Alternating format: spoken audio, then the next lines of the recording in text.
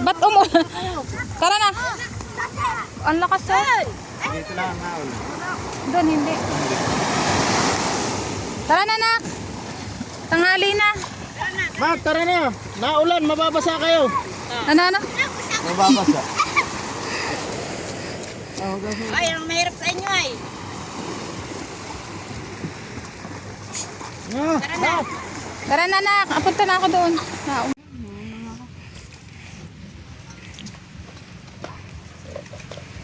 Bato ah. Saka yung kape. Oh. Mamaya na lang ulit hapon pag ano. O yung upuan. Akin yung baso ko, ako nakagdadala. Pauwi na po kami at yung mga bata ay nauna nang naglalakad ay uhon na.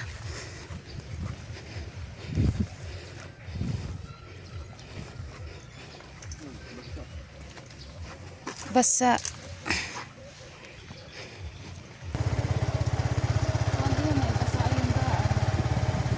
Hindi, gawa naman nakaluward yung barako. Tumama yung ilan. Doon sa gitna. Yung gitnang ano yan lang. Ikot yung kanina. Tumama yung ilan.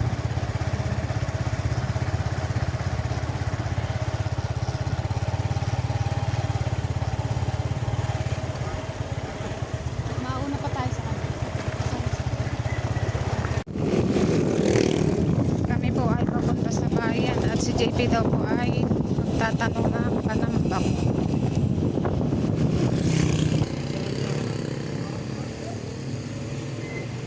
Sige po. Tatawag mo lang kami. O kaya kung sakali, tawagan mo yung para Ganda ng bundok ng nakaraan eh. Ikaw madali yan. Ha? Ikaw madali. Kaya nga, ay takuan din naman yan ng nakar, diba? Panakar yan ay.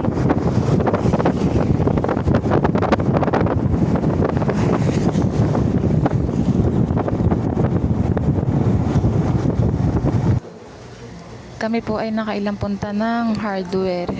Ilang hardware po yung napuntahan namin. Yung isa ay wala silang panambak. Yung isa naman ay walang tao pero may panambak sila. Kaya kami ay naghanap pa sa kung saan. Ay kami po ay nagutom na. Kaya kami ay kumain muna dito sa Ayunas nung kami ay napapunta dito sa bayan. Yan nga po ang kanyang in-order, yung beef steak po at saka po yung bok choy at saka isa pong halo-halo lang yung aking in-order. Pagkakain nga po namin ay kami naman ay namalingki at bumili po ako ng pangpansit at saka pang sigang na baboy. Ako po ay magpapansit at merienda ng mga bata ngayong hapon. Bayan nga po at ako po ay naghiwa na ng gulay. Wala ba ang anak?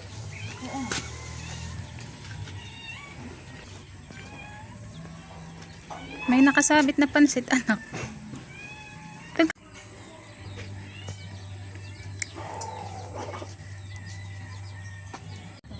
Anak, bigyan mo nga yung aso ng chicken. Ng ano? Kuha ka ng ano mo.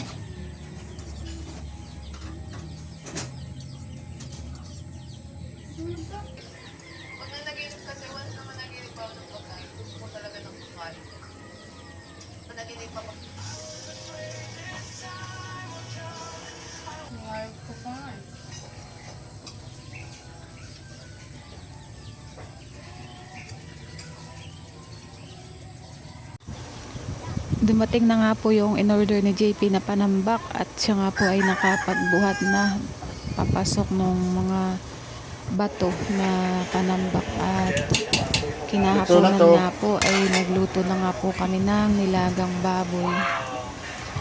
Ulam po para sa hapunan. Iyan po yung binili namin kanina sa bayan.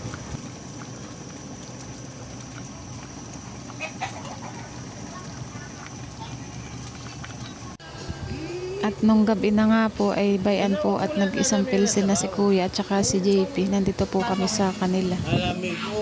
At pagtagain panta nga po ay syempre may lambanog. At yan nga po kinaumagahan ay maaga naman kaming ginising ng mga bata. Parang aga alas 4 pala ang ay sila ready na papuntang playa at gusto na namang maglangoy. Araw-araw po ay ganayan. Umaga pala ang ay kami nasa playa na at sila ay maglalangoy. Ay okay lang naman po at minsan lang naman sa isang taon ng bakasyon. Kaya syempre gusto nila ay sulitin. At sa susunod na linggo po, mga ilang linggo lang ay pasukan na naman. Bibili na naman ng mga gamit sa school. At diyan nga po ay kakwentuhan naman ni JP yung kanyang kumpare sa cellphone. Nagkausap sila. Ayan po at hinahalo ko yung kape ko at wala yata kami nadalang kutsara diyan. Yung dragon boat niya yung nagpapailang dito, may naliligo. Ay, baka ay madali. Dahil biglang sumugla ng apo. Yayari kayo din yan. Nagpapa... Ano mga bata mo? Naliligo sa dagat. Yeah. Pag uuwi ng Maynila, dito po yung mga yan. Aba, umaga lang at kahapon naliligo. Ay hindi, may naman sa bahay pahiramin kita. At ako nga po pala ay may dalang marshmallow ay di sabi ko nga po ay iihaw na laang nila at para sila ay may makain dito sa playa at itutusok ko nga lang po diyan sa stick at magpapadikit ng apoy at diyan na lang po nila ihawin.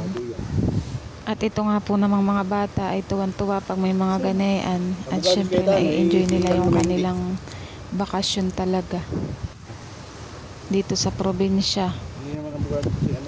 At bayan nga po yung mga bata nandoon sa bandang unahan doon sa dagat at enjoy naman sila sa paglalangoy. Maganda nga po yung dagat at kuwan lantap ang kuwan, payapa ang dagat. Pag summer talaga ay maganda. Saan natin Pero may time din po na pag medyo maulan ay malakas po yung Mag-iihaw dagat. kayo? Mamaya gabi. Mamaya. Abay, ba't yung Makati yan? Kung may ganyan, kakati. Mahirap labahan. Mamaya. Walang mainit sa akin, Papa. Abo, mamaya ulit. Hindi nga maarte kaso ano yung skin masisira. Kumbaga man mamumula. Apoy.